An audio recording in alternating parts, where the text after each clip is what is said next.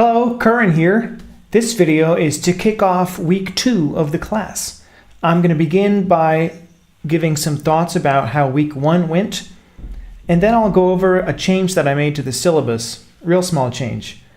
And then I'll go over week 2, the assignments in week 2. So I gotta say that I'm so happy about how things are going with this class. With week 1, everybody made a bar chart. So congratulations, you made your first data visualization. I hope it was exciting to you, felt good. Also, thanks so much for putting together the introduction video. It's so nice to, see people's faces and hear your voice. It gives a real human touch to the course, and I feel like I sort of know all of you a little bit more now. Also, those current events data viz research links that you shared were super cool. And I hope, seeing all of those gives you a sense of, how people are using data visualization in the world today.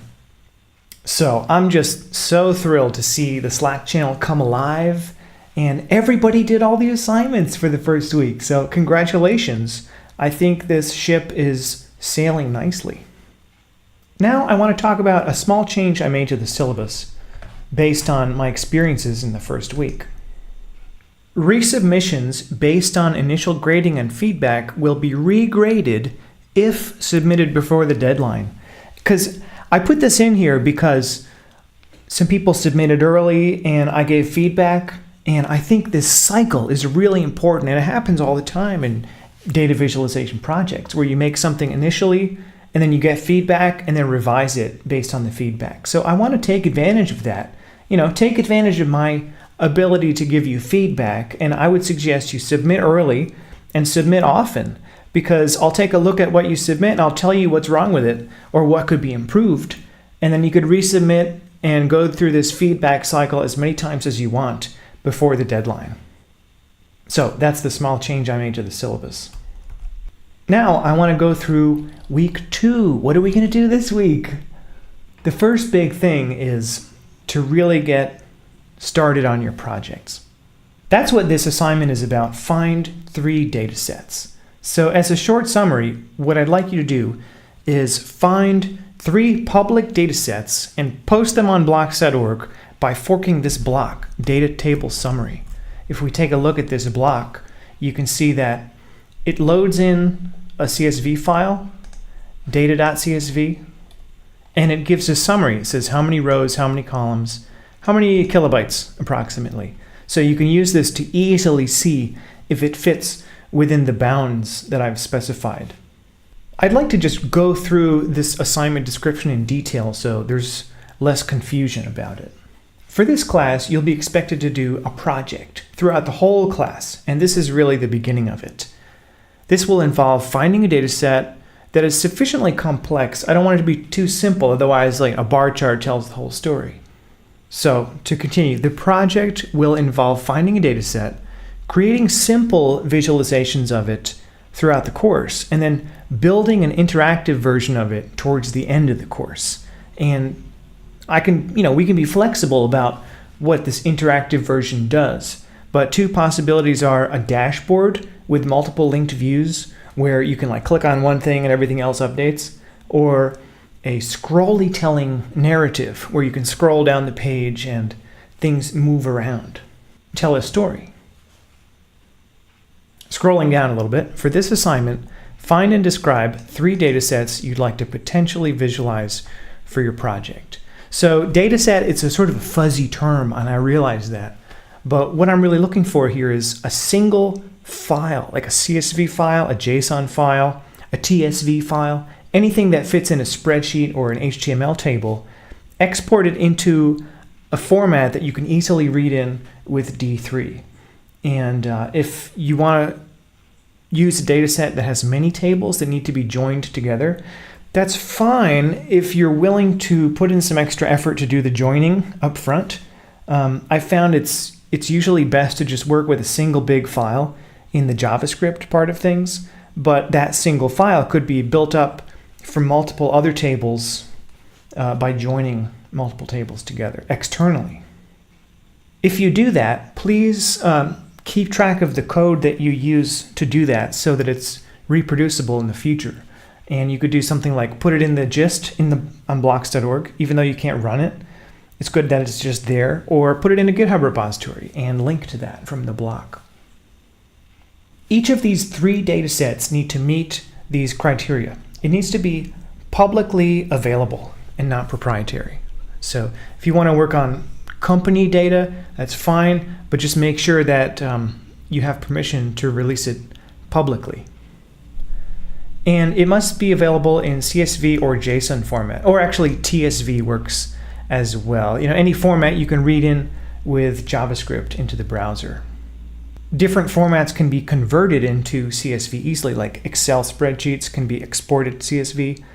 SQL databases can be exported to CSV. HTML tables, if you copy the whole thing and paste it into a Google Doc, that works really well actually. Then you can export it to CSV. So there's many ways to get to CSV or JSON or TSV, but it needs to be in that format when you submit it for this assignment.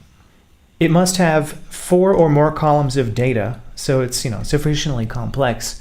It must have between 100 and 10,000 rows of data. I find that if it has less than 100, it's tough to make a really compelling visualization.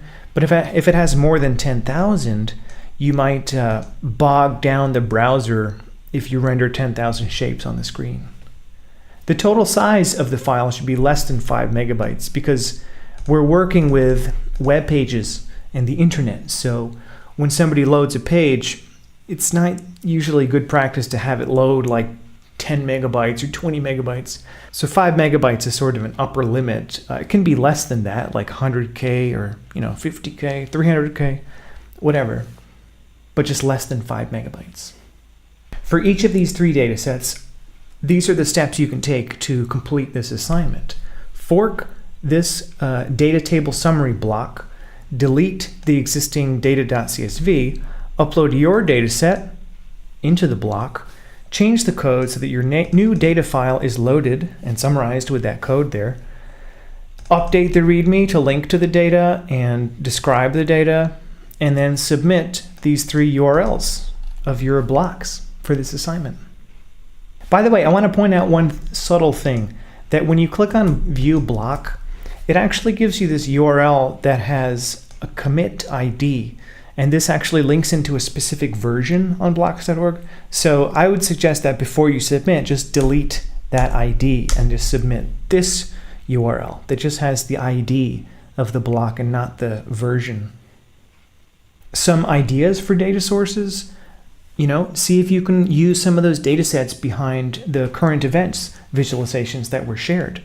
Also, any of the data sets used for your bar chart, if they are sort of backed by more rich data sets, that might be a good source. There's this thing called Data is Plural. It's worth clicking through here. There's so many data sets there, but a lot of them are like too big, but it's worth looking. And I've got this collection of data sets up on GitHub that you're welcome to peruse. If anything strikes you from there and meets these criteria, you're welcome to use it. So that's the Find 3 Datasets assignment. If you have any questions, feel free to post on Slack. I'm happy to answer. Next, I want to talk about this other assignment, create a scatterplot. In this assignment, you'll create a scatterplot of a data set of your choice and post it on blocks.org. So this is almost exactly the same as the bar chart assignment, but the example code is a little bit more complex. There's a lot more elements there, and it reads the data from a CSV file. As part of this, I would suggest that you watch this video that I made some time ago. It introduces D3 in detail. It's, I think, like an hour and a half. So, get comfortable, get some popcorn, and just watch the whole thing and try to absorb it. It uses D3 version 3, which is not the current version. The current version is version 4, but all the concepts are still relevant. So I would still suggest watching it. And after you watch it, check out this document, the D3 changes document. These are all the changes between version 3 and version 4. So if you work with D3, this is something that's going to come up. The scale section is the most common thing where, it's broken when I update to version 4. Try just changing d3.scale dot linear to d3.scale linear, and a lot of similar things like this. For this assignment, you're welcome to fork any of these examples. And I would suggest to just open up all these examples and look through them and spend 5 minutes looking at the code for each of these and trying to decipher what's going on. I think a lot of learning happens if you just repeatedly stare at the code for multiple different examples. So I would suggest trying that out. You may also choose to make it from scratch or fork any other scatterplot examples on blocks.org. But just make sure that after you modify it to load your data, that everything still makes sense, like all the labels and the number formatting and the size of the circles, things like the circle opacity. You can adjust the circle opacity if it's really dense. You can make it, make the circles semi-transparent so you can perceive density. That helps a lot depending on the data. And the data here could be anything you choose. It could be one of these data sets from your Find 3 datasets assignment. It could be the same data from the bar chart assignment, or a data set from one of those current events visualizations. So the grading criteria here is almost exactly the same as the bar chart example. So just be sure to go through each of these and sort of grade yourself and see, did I do each of these things? I got a lot of submissions where some of these things were missing. So just go through this list in detail before you submit and just double check your work. So that's the Create a Scatterplot assignment. Now I'd like to talk about the week 2 reading and lecture. The main thing in week 2 is getting to know data a little bit more in terms of the types of attributes you can have. This is what's described in Chapter 2, the data abstraction. And in the syllabus, I skipped Chapter 3, but I think it's worth taking a look at. You don't have to do a detailed reading. I said read/skim, but just, take a look through this chapter, because these are the key ingredients you need before any proper visualization project. You need data, and you need a task or a set of tasks that needs to be achieved. And please watch this video. It's a continuation of what you watched for week 1, 15 more minutes of Tamara Munster's awesome lecture. So she first covers what's in Chapter 3 and then covers what's in Chapter 2. And that stuff from Chapter 2 starts at 18 minutes, and that's where I would suggest really focusing, because that's where she describes these attribute types. Also, please watch this. Hans Rosling, the best stats you've ever seen. This guy is amazing, and he died recently, and it really made me sad, because this guy was one of my biggest inspirations for doing data visualization. So watch this video. It's really good. He tells a really compelling story with this animated scatterplot. And then this really short video, 3 minutes, is from a Udacity course where they put Hans Rosling's work into the context of analyzing the data in terms of the attribute types. So that's week 2 reading and lecture. Finally, for the participation grade, ask a question. This could be any question related to the course.